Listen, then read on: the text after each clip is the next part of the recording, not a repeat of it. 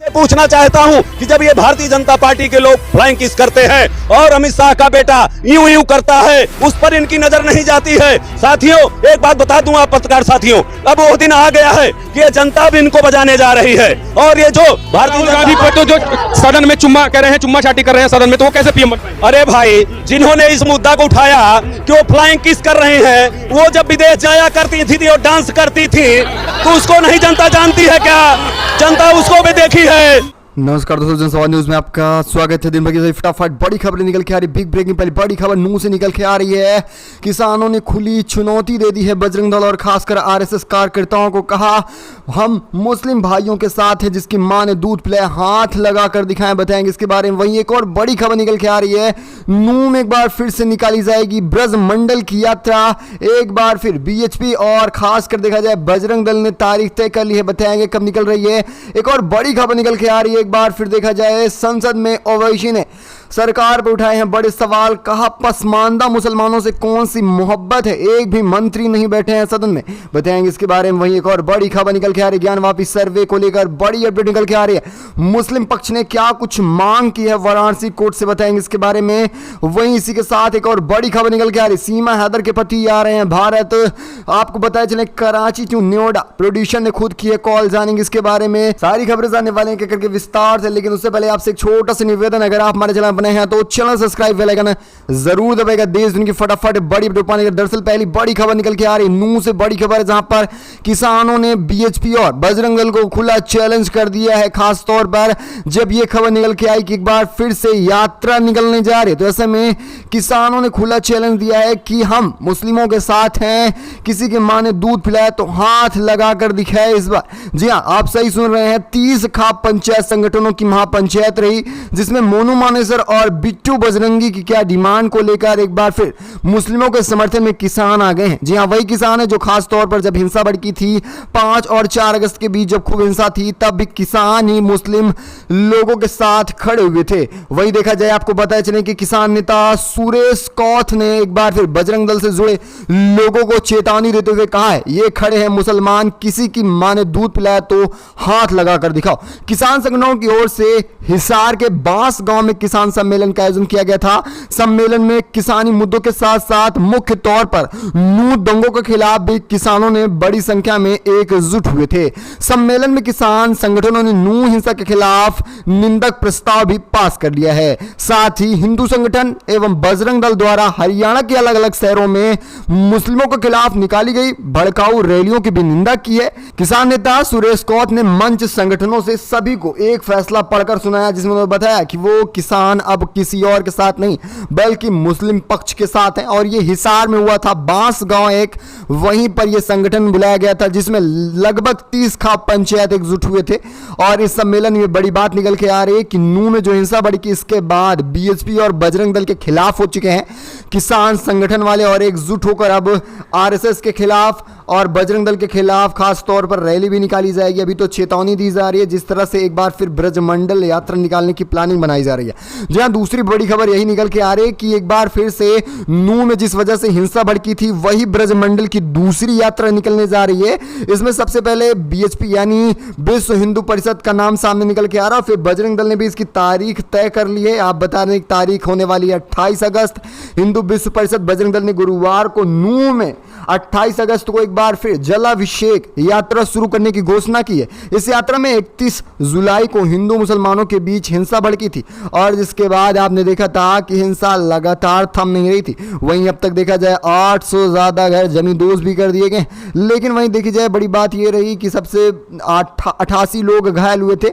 लेकिन अब किसान खासतौर पर मुस्लिमों के साथ हैं। इस बार यात्रा सुचारू रूप से निकल पाती है या फिर से हिंसा भड़कती है, देखने वाली बात होती है। लेकिन मोनू मानेसर के नाम को लेकर जिस तरह से बयानबाजी की गई थी, जिस तरह से हिंसा भड़की थी, उसकी सबसे बड़ी वजह थी कि मोनू मानेसर ने खासकर यात्रा निकलने से पहले चैलेंज किया था कि आपका वीज़ा आ रहा था, जबकि एक हत्यारा है वो नसीर और जुनैद का, लेकिन इस बार उसकी एंट्री नहीं होने वाली है, तो हिंसा नहीं होने वाली है। आप इसे किस तरह से देख रहे हैं अपनी राय कमेंट के माध्यम से दीजिएगा, क्योंकि ये अराजक तत्व बार बार रैली और महापंचायत निकालकर केवल और केवल देश का माहौल बिगाड़ रहे हैं। वही एक और बड़ी खबर निकल के आ रही है, जी हाँ, बड़ी अपडेट निकल के आ रही है। पसमानदा मुसलमानों से कौन सी मोहब्बत है? ओवैसी ने उठा दिए कई बड़े सवाल, सदन में एक मुस्लिम प्रत्याशी या मंत्री नहीं बैठा। बड़ी खबर निकल के आ रही है, संसद के विपक्ष की ओर से मोदी सरकार के खिलाफ लाए गए अविश्वास प्रस्ताव पर अब फिर से सांसद ओवैसी ने देश के मुस्लिमों की सुरक्षा, समान न्याय संहिता और नूह हिंसा समेत कई मुद्दों पर सवाल उठाए हैं। उन्होंने देश में मुसलमानों के खिलाफ नफरत का माहौल बनाया है, बीजेपी पर बड़ा आरोप लगाया। ओवैसी ने अविश्वास प्रस्ताव के समर्थन में बोलते हुए कहा कि 11 बिंदुओं पर ध्यान दिया जाए। उन्होंने कहा कि खासतौर पर आरपीएफ जवान ने ट्रेन में जिस तरह से घुसकर पहचान कर 4 लोगों को मारा, यह भी काफी ज्यादा निंदनीय था। खासतौर पर मोदी वोट ना देने पर यह सारा माहौल क्रिएट हुआ था और जिसके बाद उनकी हत्या कर दी। कपड़े और मूछ दाढ़ी से पहचान कर मारा जा रहा है। और उन्होंने फिर बताया नूह में जिस तरह से मुसलमानों के घरों को जमींदोज किया गया, ये भी देश के माहौल और हिजाब को लेकर जिस तरह से कर्नाटका में राजनीति की जा रही थी कहीं ना कहीं, और जिस तरह से इस समय खासतौर पर नूह में आप देख रहे होंगे कि लगातार मुसलमानों के आर्थिक बहिष्कार को लेकर भी रैलियां की जा रही, इस पर किसी भी तरह से कोई भी कार्रवाई नहीं की जा रही। और यूसीसी के मुद्दे को पूरी तरह से उन्होंने ड्रामा बताया। उन्होंने इसको लेते हुए बताया कि पसमानदा मुसलमान बताते हैं कि हम एक साथ हैं, लेकिन उनके साथ कौन सी मोहब्बत है? कोई भी मुसलमान मिनिस्ट्री एक्टर सेक्टर में नहीं है। और सबसे बड़ी बात है कि कभी भी आप देख रहे होंगे कि इससे पहले ओवैसी ने बताया था कि कोई भी मुसलमान कोई भी सुरक्षा एजेंसी में नहीं है। जिस तरह से बड़ी एजेंसियां होती हैं यानी सीबीआई, ईडी, ऐसी एजेंसियों में भी मुसलमान बड़े पदों पर नहीं है। इसको लेकर पहले भी सवाल उठाया गया था। आप इसे किस तरह से देख रहे हैं और बीजेपी की क्या राजनीति रही है, ये सबको अच्छे से समझ में आ रहा है। अब खासतौर पर चुनाव नजदीक आ रहा है, तो ऐसे में पसमानदा मुसलमानों को लुभाने के लिए ये सब राजनीति की जा रही है। चलेंगे इसी के साथ एक और अपडेट पर। बड़ी खबर निकल के आ रही है, जी हां, सीमा हैदर के पति आ रहे हैं भारत। बड़ी खबर निकल के आ रही है, कराची टू नोएडा, प्रोड्यूसर ने खुद की कॉल। पाकिस्तान से भाग कर आई सीमा हैदर अब लगातार ट्रेंड में है। और ऐसे में देखा जाए सबसे बड़ी बात तब निकल के आ रही है जब उनको खास तौर पर एक फिल्म में काम मिलने की बात सामने निकल के आई। ऐसे में देखा जाए भारत में सचिन मीना के साथ इस समय रह रही हैं सीमा हैदर। उनकी ज़िंदगी पर अब फिल्म बनने की तैयारी चलने लगी है। अब फिल्म का नाम दिया जा रहा है कराची टू नोएडा। अवैध रूप से सीमा पार करके खुद सीमा हैदर भारत आई और पहली फिल्म की शूटिंग होने जा रही। इस बीच फिल्म के निर्माता अमित जानी ने उनके जीवन के बारे और जानने के लिए उनके पूर्व पति गुलाम हैदर को भी भारत बुला लिया है। सीमा पाकिस्तान के सिंध प्रांत की रहने वाली हैं। ग्रेटर नोएडा के रबुपुरा इलाके में इस समय रह रही हैं। सचिन के साथ वो रह रही हैं। मई में नेपाल के रास्ते बस से अपने 4 बच्चों के साथ अवैध रूप से भारत में दाखिल हुई थी। और देखा जाए अब इनके ऊपर फिल्म बन रहा है। फिल्म का नाम दिया जा रहा है कराची टू नोएडा और इनके पति भी आ रहे हैं अब भारत। आप इसे किस तरह से देख रहे हैं अपनी राय दीजिएगा। वही चलेंगे एक और बड़ी खबर निकल के आ रही है, जी हाँ, ज्ञानवापी मस्जिद को लेकर बड़ी खबर निकल के आ रही है। मुस्लिम पक्ष ने वाराणसी हाई कोर्ट से की है बड़ी मांग।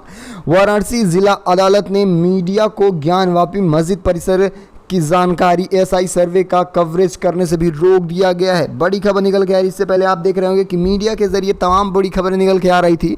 जिस तरह से तहखानों के चाबियां नहीं दी जा रही थी मुस्लिम पक्ष द्वारा और तहखानों में जो चीज़ें निकल के आ रही थी तो मीडिया लगातार कवरेज कर रही थी। लेकिन अब इस पर वाराणसी हाईकोर्ट ने विराम लगा दिया है। किसी भी तरह का प्रकरण नहीं किया जाएगा। मीडिया की तरफ से जिला अदालत का आदेश है कि मुस्लिम पक्ष के राहत के लिए बड़ी खबर हो सकती है।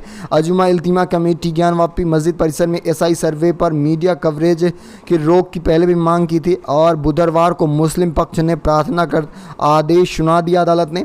और देखा जाए 10 तारीख को 7वां दिन था, आज 11वां दिन चल रहा है सर्वे का। अभी तक कुछ खास जानकारी नहीं मिली कि ये मंदिर है या मस्जिद।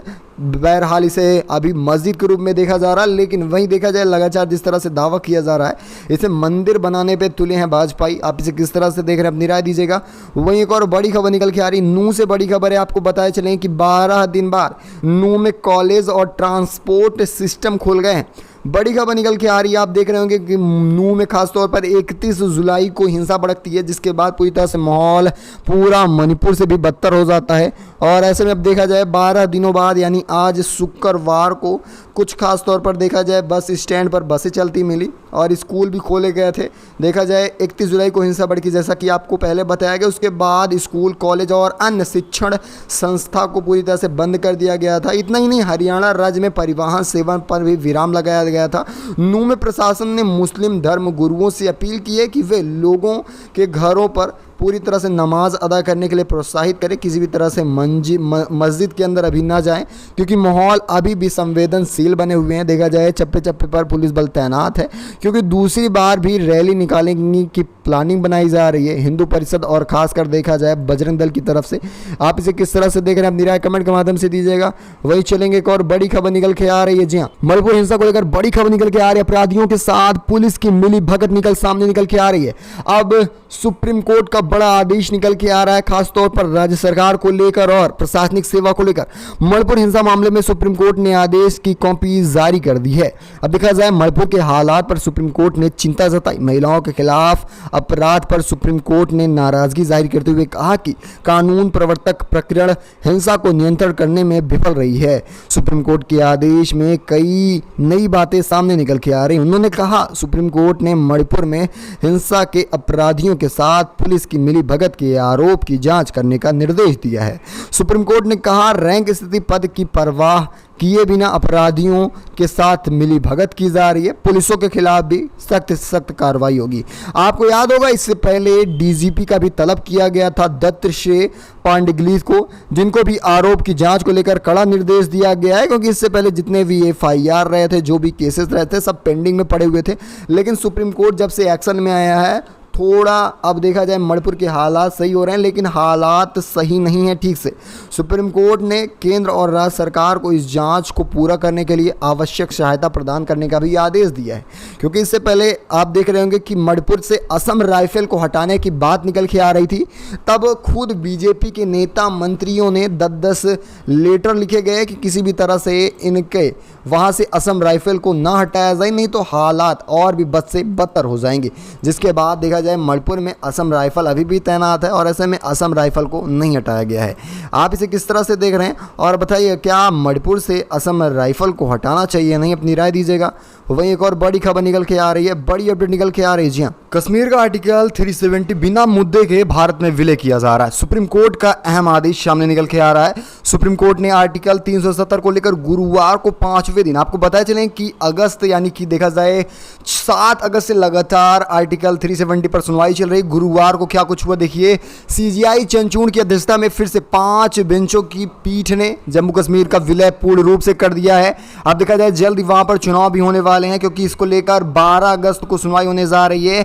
भारत में कश्मीर का विलय बिना किसी शर्तों को किया गया है। सुप्रीम कोर्ट ने कहा कि विलय परिपूर्ण रहेगा, लेकिन यह बात सामने निकल के आ रही कि आर्टिकल 370 को कभी भी निरस्त नहीं किया जा सकता है। कोर्ट ने कहा कि यह अनुमान नहीं लगाया जा सकता है कि आर्टिकल 370 के बाद भारत का संविधान जम्मू कश्मीर की संप्रभुता को किस तत्वों में बराबर रखेगा। जम्मू कश्मीर की संप्रभुता पूरी तरह से भारत के केंद्र सरकार को सौंपी जा रही। सुप्रीम कोर्ट ने बृहस्पतिवार को कहा कि अक्टूबर 1947 में पूर्व रियासत में विलय के साथ जम्मू कश्मीर की संप्रभुता को एक समान रूप से देखा जाएगा। यह अभी वास्तव में मुश्किल संविधान आर्टिकल 370 के तहत पूर्ववर्ती राज्य में शामिल किया जा रहा है। इसको राज्य का भी दर्जा दिया जाएगा। चीफ जस्टिस डीवाई चंद्रचूड़ की अध्यक्षता वाली 5 न्यायाधीशों की संविधान पीठ ने यह बड़ा फैसला लिया है, जिसमें संविधान के आर्टिकल 1 में रखा जाएगा, जिसमें कहा गया है कि संप्रभुता और तमाम राज्यों वाला यह देश भारत है। और देखा जाए जम्मू कश्मीर को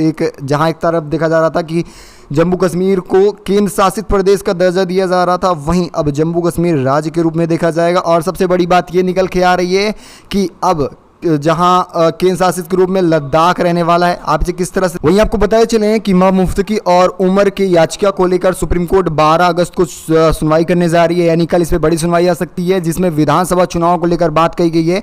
क्योंकि सन 2019 से जब से आर्टिकल 370 हटाए तब से जम्मू कश्मीर अब तक चुनाव नहीं हुआ विधानसभा का, जिसको लेकर सुप्रीम कोर्ट में याचिका दायर की गई थी। जुलाई में याचिका को खारिज कर दिया गया था। कल इस पर अहम सुनवाई होने जा रही है। इसे आप किस तरह से देख रहे हैं, कमेंट के माध्यम से दीजिएगा। क्या जिस तरह से अब खासतौर पर आर्टिकल 370 हटने के बाद पूरे राज्य का दर्जा दिया गया जम्मू कश्मीर को, तो क्या जल्द केंद्र सरकार वहां पर चुनाव कराना चाहेगी? यानी अपनी राय दीजिएगा इस कमेंट माध्यम से। इस खास वीडियो में बस इतना ही, मिलेंगे अगली बड़ी अपडेट के साथ, तब तक के लिए धन्यवाद।